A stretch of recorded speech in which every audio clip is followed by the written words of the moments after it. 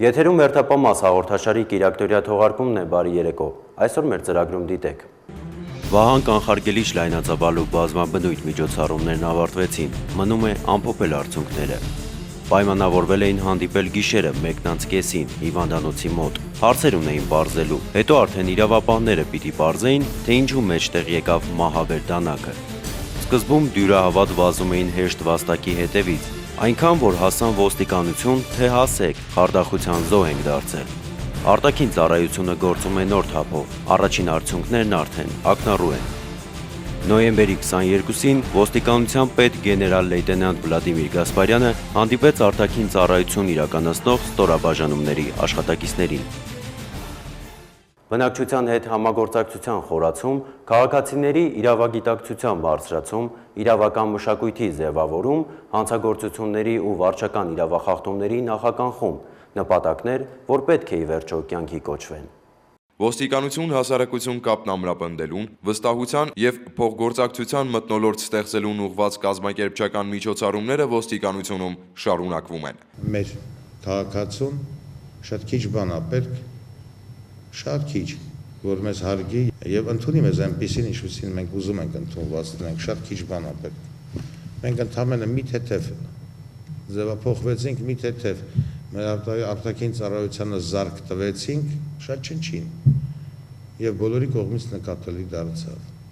Հայաստանի Հանրապետության ոստիկանության պետ Վլադիմիր Գասպարյանի նոյեմբերի 21-ի հրամանով սպասարկվող վարչական տարածքի բնակիչներին առավել մոտիկից ճանաչելու, նրանց խնդիրներին իրազեկ լինելու եւ հնարավորության սահմաններում դրանց լուծում տալու նպատակով ձևավորվելու են ոստիկանության խմբեր, ներգրավելով տեղամասային եւ անչափահասների գործերով տեսուչներին, բարեկապահակետային ծառայությանը, օպերլիազորներին եւ բնակչության հետ անմիջապես շփվող այլ ծառայողների, որոնք աշխատաժամանակի մեծ մասը պետք է անցկացնեն սպասարկման տեղամասերում, բազմաբնակարան շենքերի բակերում, մասնավոր հատվածում եւ այլն ու հաճախակի շփվեն բնակչության հետ։ Գիշերային ծառայությունները այլևս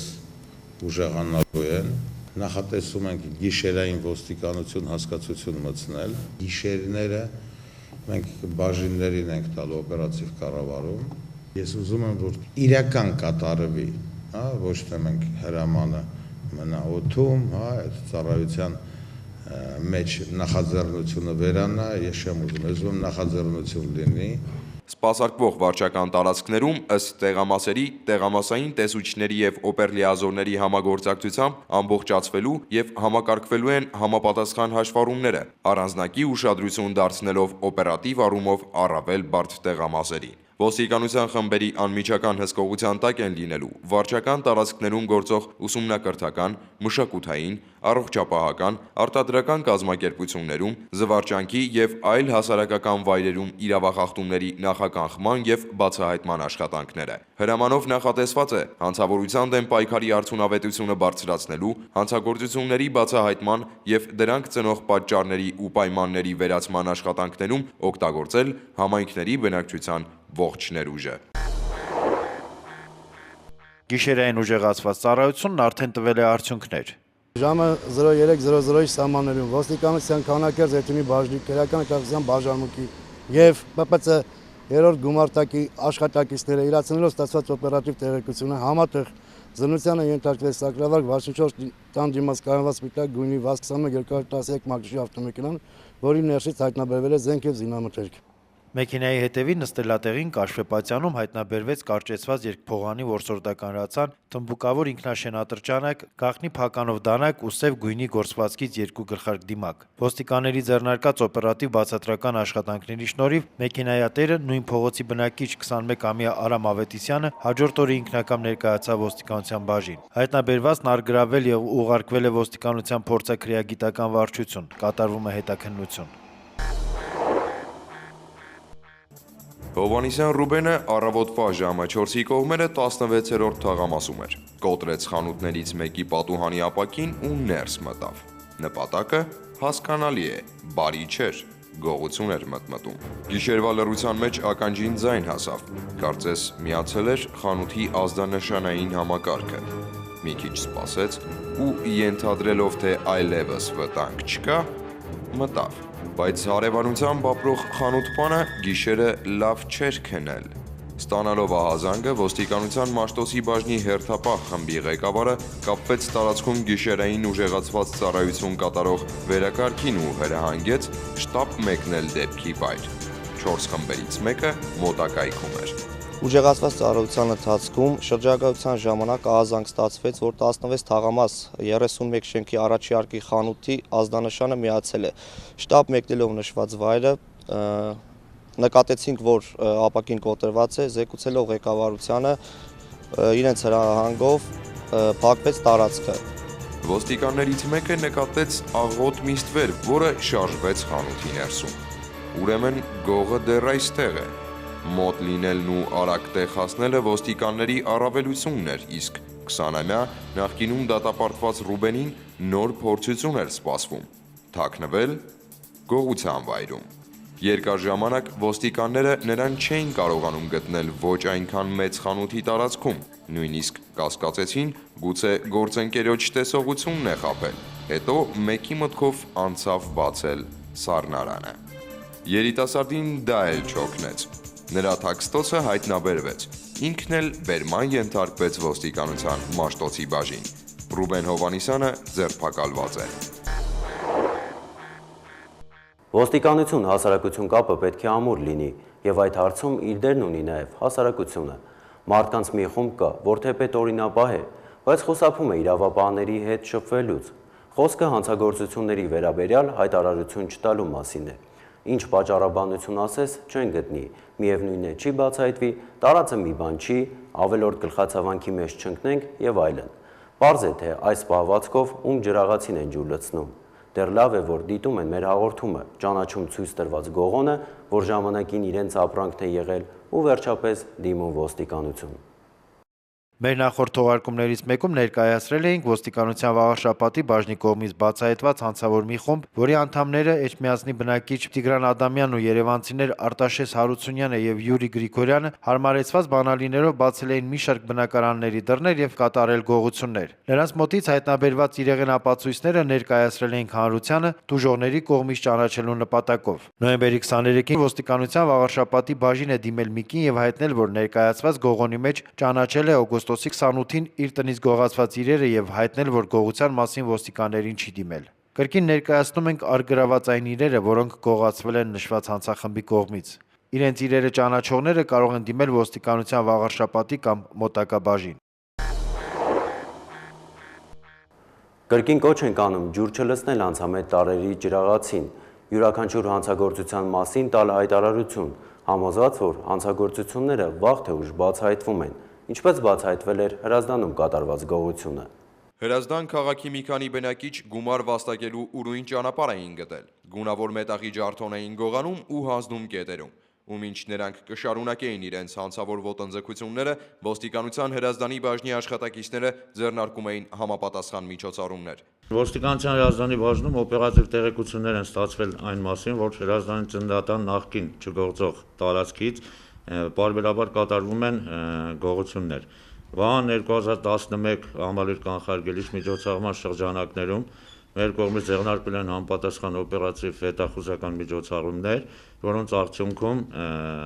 օպերատիվ տեղեկությունները իրացնելիս ոստիկանության բաժին բերման են ենթարկվել տվյալ հանցագործությունը կատարողները։ 1955 թվականին ծնված Զարզան Թադևոսյանն ու 1957 թվականին լույս աշխարհ եկած Պավլիկ Հակոբյանը մանկության ընկերներ էին։ Զարմականվամբ Զարզանդը երբևէ չէր ամուսնացել։ Չէ, դա ասենք կնիկներ ունեցել ենք, բայց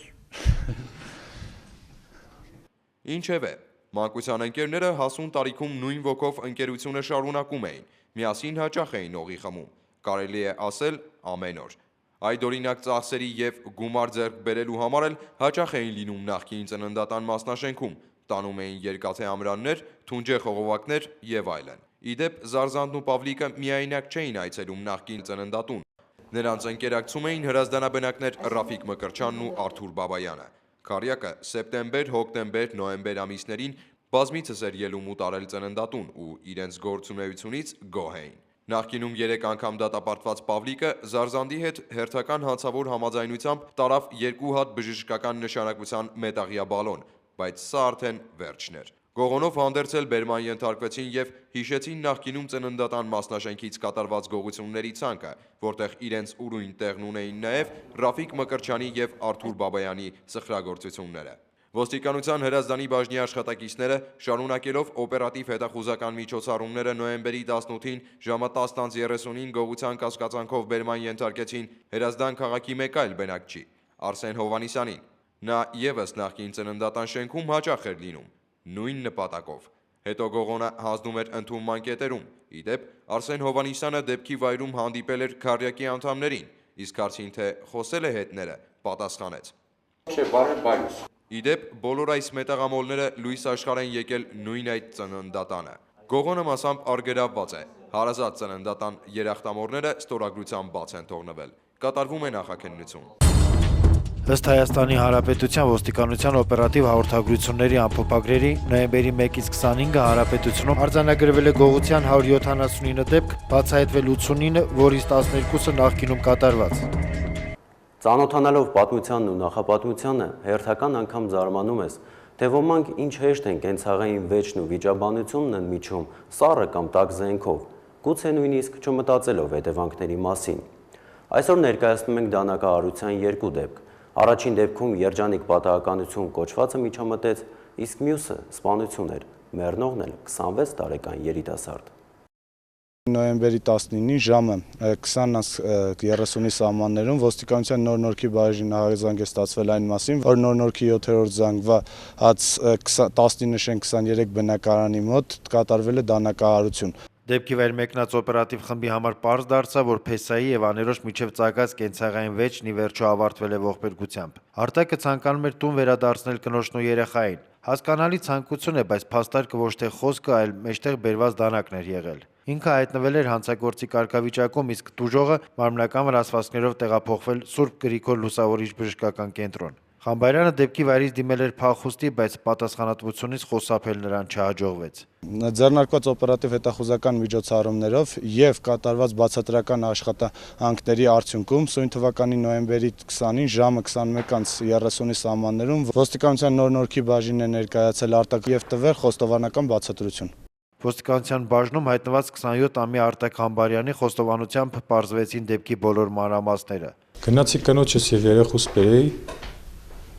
դուռը բացեց աներես, տես որդովս դուրս եկավ, տես իրար վիճաբանեցինք, ես էլ դանակով հարվածեցի։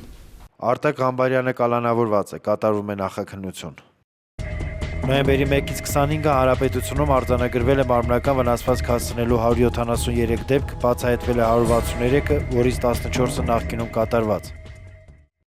Նոյեմբերի 18-ին ժամը 2:30-ին հիվանդանոցից ոստիկանության Էրեբունու բաժնում հաղորդում է ստացվել, որ իրենց մոտ է տեղափոխվել Երևանի բնակիչ 26-ամյա Գալուստ Մելքոնյանը, որը գիտակցության չգալով մահացել է։ Զննությամբ դիակի վրա հայտնաբերվել էին սուր կտրող ծակող գործիքով հասցված վնասվածքներ։ Դեպքի մասին հազանգ ստանալուց հետո անմիջապես ճշտեցին կասկածյալների շրջանակը եւ օպերատիվ տվյալներ իրացնելով ոստիկանության բաժին բերման ենթարկեցինք եղբայրներ Վլադիմիր եւ Միքայել Ռաֆայելյաններին եւ Հակոբ Բունյացյանին։ Միայն նրանք չէին։ Ոստիկանները լսեցին մի շարք վկաների, դեպքին նախորդած իրադարձություններին տեղյակ մարդկանց։ Հարկավոր էր ստանալ ողջ պատկերը, չնայած, որ արդեն կարելի էր հանցագործությունը բացահայտված համարել։ Նախաքննության ընթացքում Հակոբ Բունյացյանը խոստովանական ցուցմունքներ է տվել այն մասին, որ վիճաբանության ժամանակ իր մոտ նախապես վերցրած դանակով դիտավորությամբ հարվածներ է հասցրել Գալուստ Մելքոնյանին եւ վերջինիս պատճառել մարմնական վնասվածքներ։ Հաջորդ առավոտյան արդեն կատարվում էր քննչական փորձարարություն, վերականգնվում էին դեպքի մանրամասները, ավելի ճիշտ հանգուցալուծման պահը։ Արդեն ճշտվել էր անհեթեթ ու փուչ այն ամենը, ինչ նախորդել էր սպանությանը։ Տուժող Գալուստ Մելքոնյանն ու Միքայել Ռաֆայելյանը նույն Վալենտին տաքսի ծառայության վարորդներ էին։ Այս տարվա սեպտեմբերից Միքայելի կրտսեր եղբայր Վլադիմիր Ռաֆայելյանը Մալաթիա Սեբաստիայում գործող անուշ գործարանում վարձակալում է կահույքի արտադրամաս եւ աշխատեցնում։ Փոքրացավալ ապրանքներ պատվիրատուներին առաքելու համար օգտվում էին Վալենտին տաքսի ծառայությունից։ Հոկտեմբերին մի քանի այդպիսի պատվեր կատարելու մեկնում է նաև Գալուստ Մելքոնյանը, բայց հրաժարվում ապրանք փոխադրելուց։ Նոյեմբերի 15-ին էլ նույն գործով իրեն ամրակցված Լինքոլնով Մելքոնյանը մեկնում է արտադրամաս ու հերթական անգամ մերժում առաջարկը։ Ահա այս փուչ պատճառով կողմերի միջև ձևավորվում են լարված հարաբերություններ։ Փուչիկը շատ փչելուց պայթում է, պարզվում է երբեմն նաև մահացու։ Պարզաբանումների համար պայմանավորվում են հանդիպել Էրեբունի բժշկական կենտրոնի մոտակայքում։ Դետեկտիվ ժանրի մի քանի կինո երևի տեսած հանդիպման համար ընտրում են ամենահարմար պահը՝ գիշերվա 1:30։ Գալուստ Մելքոնյանը հանդիպման է գնում եղբոր եւ հարևանի հետ, իսկ Ռաֆայելյան եղբայրներին միանում են նրանց ընկեր Հակոբ Բունյաթյանն ու էլի 2 հոգի՝ ոմն Արայիկ ու Կարեն։ Մելքոնյանի առաջարկությամբ այստեղից գնում են Խաղաղ Դոնի փողոցում գտնվող ավտոկայանատեղիի պարսպի հետնամաս, ամայի մի տեղ, որտեղ արդեն մեջտեղ է գալիս Բունյաթյանի դանակը։ Հենց այդտեղ էլ 2 օր անց պետք է կատարվեր այս քննչական փորձարարությունը։ Կատարվում է նախաքննություն։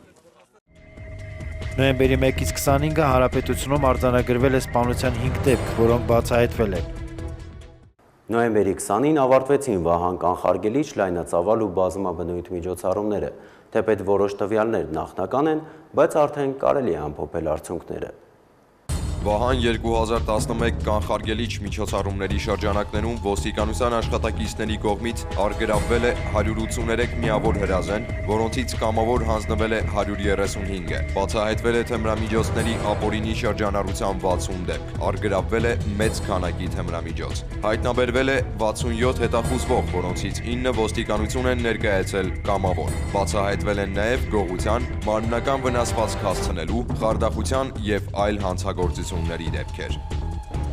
Նոյեմբերի 16-ին Վահան 2011 կանխարգելիչ միջոցառումներ իրականացվեցին նաև Արմավիրի մարզում։ Ոստիկաններին հաջողվեց հայտնաբերել մեծ քանակությամբ զենք զինամթերք։ Ոստիկանության Վաղարշապատի բաժնի աշխատակիցների բացատրական աշխատանքների շնորհիվ ոստիկանություն էին ներկայացվել մի շարք քաղաքացիների կարճեցված խզակոթով հրացաններ, իշ տեսակի, ինքնաշեն ինքնաձիգ, թմբուկավոր ատրճանակ, փամփուշտներ, նռնակներ պայթուցիչներով, ինքնաձիգի փամփշտականներ, 400 գրամ տրոտիլ, ծխարձակիչներ, դետոնացիոն քուղ, լուսազդանշանային կրակիչ, բեկորային նռնակ եւ տարբեր դրամաչափի հարյուրավոր փամփուշտներ։ Դրանից բացի ոստիկանները խուզարկությամբ հայտնաբերել են Վոլտզան տեսակի գազային ատրճանակ իր փամփուշտներով։ Ոստիկանության Արմավիրի բաժնի աշխատակիցները խուզարկություն կատարեցին Ալաշկերտ գյուղի բնակիչ Հարություն Ասատրյանի տանը եւ նկուղում տակարի միջից հայտնաբերվեց ինքնաշեն հրացան, լիցքավորված ինքնաձիգի փամփուշտներով, իսկ Լենջասենյակի կահույքի դարակից ինքնաշեն ատրճանակի իրան։ Ոստիկանության Արմավիրի բաժնում էին, երբ հեռախոսազանգ հնչեց։ Ոստիկաններին տեղեկացրին, որ ռազմամթերք են թողնում մարզադաշտի տարածքում։ Ոստիկանների հետ նշված վայր մեկնեց օպերատորը, արձանագրեց զինամթերքի նաև հայտնաբերման այս դեպքը։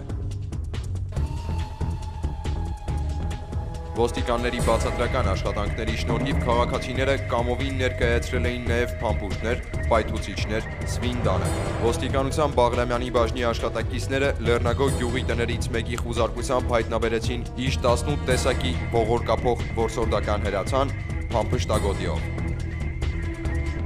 Նոյեմբերի 19-ին ժամը 17:10-ին ոստիկանության Վարդենիսի բաժին ներկայացավ նույն քաղաքի բնակիչ 40-ամյա Գառնիկ Հովհանյանը եւ կամովին հանձնեց մի ամբողջ զինանոց առանց պայթուցիչների 4 F1 եւ 8 RG5 նռնակներ, նռնակի 12 պայթուցիչ, 34 ծխագլանակ, 6 ծխաղյուս, ՌՊԳ 22 նռնակներ, թմբուկավոր ինքնաշեն ատրճանակ եւ տարբեր տեսակի ու դրամաչափի 4880 փամփուշտ։ Հովհանյանը հայտնել է, որ զենք զինամթերքը ձեռք է բերել 1993 թվականին Լեռնային Ղարաբաղի ազատագրական մարտերին մասնակցելու տարիներին։ Ոստիկաններին է հանձնում գիտակցելով ապօրինի պահուստի վտանգավորության աստիճանը։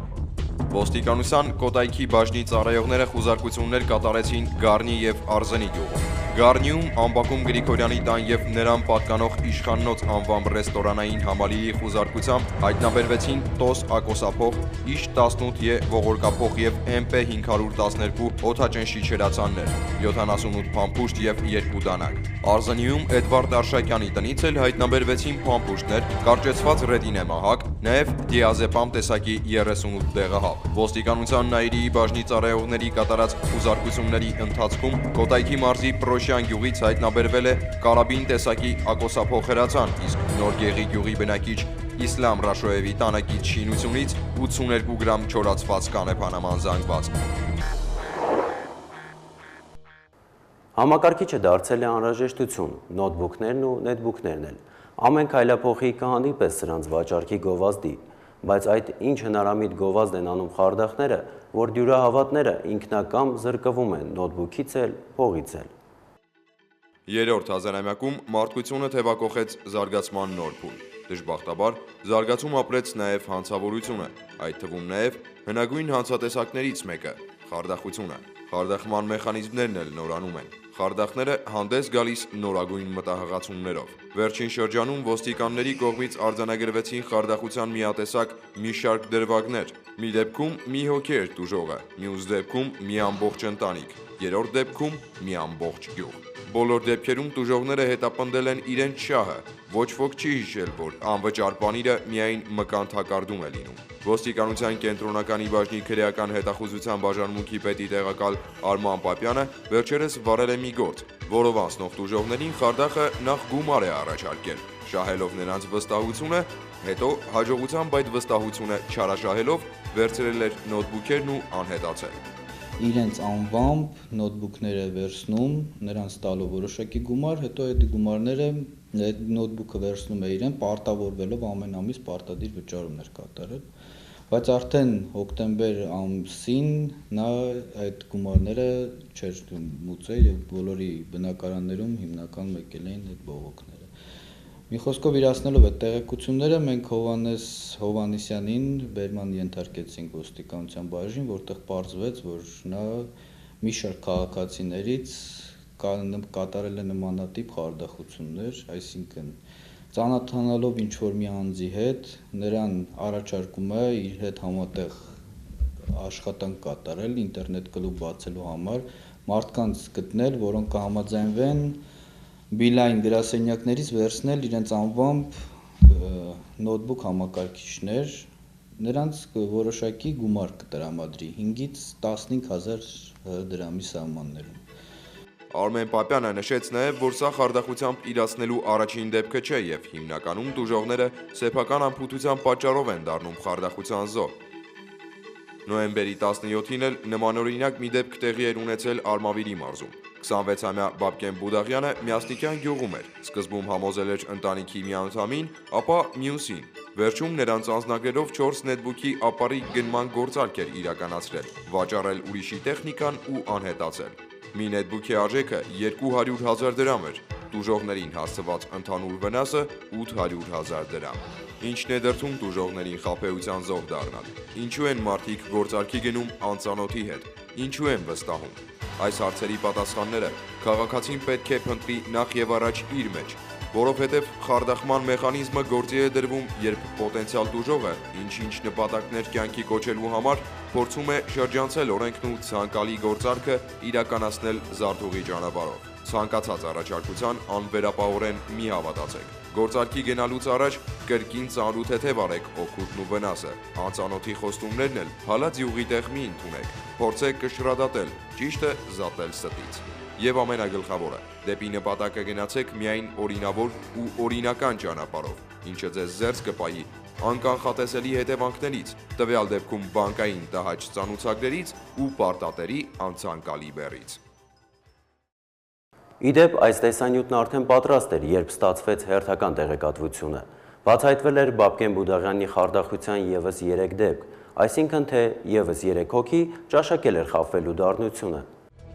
Նոյեմբերի 1-ից 25-ը հանրապետությունում արձանագրվել է խարդախության 122 դեպք, բացահայտվել է 123-ը, որից 2-ը նախկինում կատարված։ Նյութական կորուստները ի վերջո կարելի է վերականգնել, իսկ ավտոճանապարհներին թույլ տված նույնիսկ չնչին անփութությունը կարող է անդառնալի կորստի հանգեցնել։ Ներկայացնենք շաբաթվա ընթացքում տեղի ունեցած ու նկարահանված ճանապարհային պատահարները։ Նոյեմբերի 21-ին ժամը 07:00 սահմաններում Ռուբինյաց փողոցում Երևան City սուպերմարկետի դիմաց ՎԱԶ 2115 մագնիշի ավտոմեքենայի վարորդը վրայերթի է ենթարկել 64-ամյա մի կնոջ, որը տեղում մահացել է։ Կատարում է քննություն։ Նոյեմբերի 23-ին վաղառավոտյան ժամը 5-ի սահմաններում Մայրաքաղաքի Թումանյան փողոցի եւ Մաշտոցի Պողոտայի խաչմերուկում իրար են բախվել Mercedes Magnişi եւ Լիաստղ տաքսի ծառայությանը պատկանող Շկոդա Magnişi ավտոմեքենաները։ Վթարի հետևանքով Mercedes-ի 25-ամյա վարորդը մարմնական վնասվածքներով տեղափոխվել է հիվանդանոց։ Նոյեմբերի 22-ին ժամը 18:00-ին Audi Magnishi ավտոմեքենայի վարորդը Երևանի Պարուս Սևակի փողոցի թիվ 92 շենքի դիմաց վրայերթի է ենթարկել 36-ամյա մի տղամարդու, որը մարմնական վնասվածքներով տեղափոխվել է հիվանդանոց։ Կատարում է քննություն։ Նոյեմբերի 23-ին ժամը 2:30-ի սահմաններում Opel Magnishi ավտոմեքենան Երևանի Արշակունյաց Պողոտայի եւ Բագրատունյաց փողոցի խաչմերուկում բախվել է մայթեզրին կայանված մեկ այլ ավտոմեքենայի եւ գլխիվայր շրջվել։ Opel-ի վարորդը ենթարկվել է բժշկական հետազոտության։ Պարզվել է, որ նա եղել է ոչ ստապ վիճակում։ Կատարում է քննություն։ Նոյեմբերի 22-ին ժամը 13:30-ի սահմաններում Սևան Մարտունի Գետապ ճանապարհի 58-րդ կիլոմետրին իրար են բախվել Mercedes-Benz, Opel եւ VAZ 2121 Magnishi ավտոմեքենաներ։ Opel-ի վարորդը եւ Mercedes-Benz-ի 3 ուղևորները մարմնական վնասվածքներով տեղափոխվել են հիվանդանոց։ Կատարում է քննություն։ Նոյեմբերի 1-ից 25-ը Հանրապետությունում արձանագրվել է ճանապարհատրանսպորտային 157 պատահար, 18 մարդ զոհվել է, 214-ը ստացել տարբեր աստիճանի մարմնական վնասվածքներ։ Ձմեռ է, նույնիսկ մայրաքաղաքում ձյուն եկավ։ Ձմռան ամեն ինչ դժվարանում է, հատկապես երթևեկության մասնակիցների համար։ Իսկ երթևեկության մասնակից դառնում ենք բոլորս, վարորդի կամ հետիոտնի կարգավիճակով։ Եթե վարորդը չունի համապատասխան հմտություններ, տրանսպորտային միջոցը ձմեռային պայմաններում վարելու եւ վատթարացել է եղանակային պայմանները, ամենալավ խորհուրդը, որը կարելի է տալ նրան, խուսափել տրանսպորտային միջոցով երթևեկելուց։ Սակայն եթե դա հնարավոր չէ, անհրաժեշտ է պահպանել մի քանի կարևոր կանոններ։ Առաջինը՝ արագությունը։ Ձմեռային պայմաններում երթևեկելիս խորհուրդ է տրվում վարորդին 30%-ով իջեցնել այն արագությունը, որով նա սովորաբար երթևեկում է ոչ ձմեռային ամիսներին։ Հատկապես մեծ վտանգ է ներկայացնում եւ առավել ուշադրության են արժանի այնպիսի ճանապարհի հատվածներ, ինչպիսիք են կամուրջներ եւ խաչմերուկները։ Չեմ կարող չհրավիրել երևանցիների եւ մայրաքաղաքի հյուրերի ուշադրությունը Հաղթանակ, Կիևյան եւ Դավիթաշեն կամուրջների հատվածներին։ Սառցակալած վիճակում այդտեղ կողային ուժեղ կամուարկայությամբ վարորդը կարող է կորցնել տրանսպորտային միջոցի կառավարումը եւ ենթարկվել ճանապարհատրանսպորտային պատահարին։ Խաչմերուկին մոտենալիս վարորդը պետք է հիշի, կան բազմաթիվ գործոններ, որոնք դժվարեցնում են նրա կողմից առաջացող իրադրությունների կանխատեսումը։ Հերթապամասի ամենօրյա թողարկումներով պարբերաբար ցուցադրվում են ճանապարհային երթևեկության կանոնների ակնհայտ խախտում կատարած ավտոմեքենաներ։ Ճանապարհային ոստիկանությունից հայտնում է, որ անցած շաբաթվա ընթացքում նկարահանումների հիման վրա վարչական իրավախախտումների վերաբերյալ 2 տասնյակից ավելի արձանագրություն է կազմվել։ Գործընթացը շարունակվում է։